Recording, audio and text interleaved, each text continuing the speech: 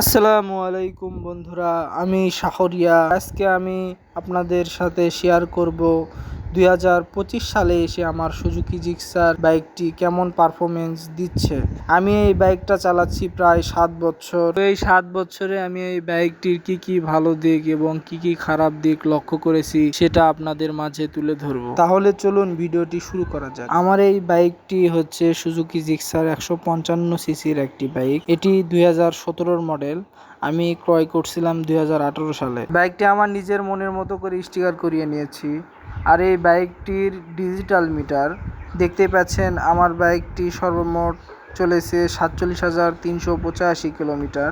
গ্রামের রাস্তা হোক বা শহরের, লোকজন এখনো তাকায়। বলা চলে বাইকটা এখনো অনেক ডিমান্ডেবল। তো আসুন এখন আপনাদের রাইডিং এক্সপিরিয়েন্সটা আমি শেয়ার করি। সাধারণত এই বাইকটা দিয়ে আমি গ্রামের রাস্তা, বাজার এবং মাঝে মাঝে লং রাইড করি। হাইওয়েতে আমি সর্বোচ্চ 115 কিমি ঘন্টা পর্যন্ত পেয়েছি। বাইকটা স্টেবল ছিল, সাসপেনশনগুলোও ঠিক আছে, শুধু পিছনেরটা একটু মাঝে মাঝে হার্ড মনে হয়। আপনারা কমেন্টে অনেকেই জিজ্ঞেস করেন এই বাইকটির মাইলেজ কেমন।